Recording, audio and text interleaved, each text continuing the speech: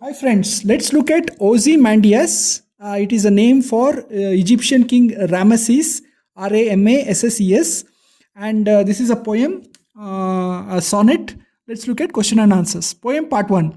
I met a traveler from Antique. Antique means old land, who said, two vast trunkless. Trunkless means without the upper part of the body. Two vast trunkless legs of stone stand in desert. Near them on the sand, half sunk, a shattered visage. Visage means face. Lies whose frown. Okay. So what we are saying is visage is face. Shattered means broken into pieces. Sunk means gone below the earth's surface. And frown means anger. So basically somebody from a traveler saying that there is a land wherein only two legs are there and there is a face which lies sunken in the ground. How does traveler describe the statue? Traveler describes statue to be shattered and half sunk in the sand. Only legs standing without upper part of the body. How a poet knows whose statue it is? He finds something written on the base of the statue. Okay. That's how he knows who the statue belongs. What happened to the statue? Statue was shattered and half sunk in sand. What kind of king was Ozymandias? He was a proud, arrogant and boastful king who could not see anything beyond himself. Okay. Next part of the poem. And wrinkled lip and sneer of cold command. Wrinkled means marks of old. Sneer means look down upon someone. So the face had a wrinkled lip and a sneer of cold command. That is, it was as though it was commanding others and looking down upon them.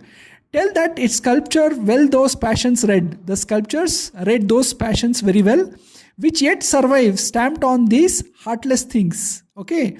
Cold commands means ruthless dominion. The hand that mocked them and the heart that fed them. Okay, mocked means the sculptor's hand who copied those feelings, and the heart of Ozymandias which brought out those expressions. Stamped means printed on the stone. So basically, the poet is saying the face had this sneering looking down upon, cold command expression, which the sculptor had very well carved into the face of the stone. Sneer and cold command means what? It means looking hostile and commanding. What kind of a sculptor, sculptor, sculptor made statue? The sculptor was very talented. He could notice and capture the expressions of the king. Both poet and the king are Both poet and the king are now dead. What statue tells us about the sculpture? Sculptor was very talented and master in his field because he was able to bring out the expressions of the kings in the statue. Okay. Poem part 3. And on the pedestal these words appear. My name is Ozymandias, king of kings. Look upon my works, ye mighty, and despair. So pedestal means base of the statue. Mighty means powerful kings. Despair means no hope. So Ozymandias is telling everybody, look, I am Ozymandias, I am the king of kings, and my work is greater than anybody else is. That's what he's saying.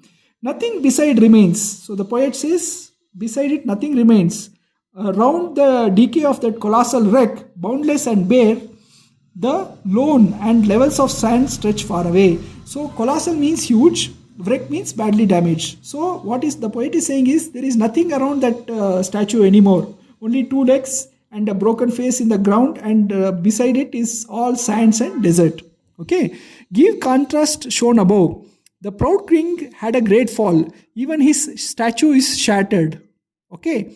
That is the contrast. King of king means what? Ozymandias defeated many kings of neighboring kingdoms, so he was called king of kings. Works referred above is what? Work done by Ozymandias is the king.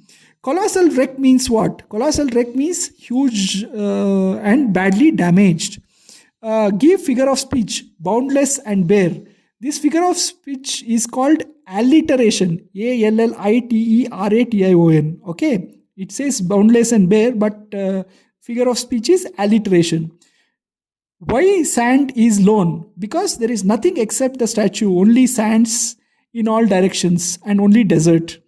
How traveler felt? Traveler felt lost and realized nothing in the whole world is permanent.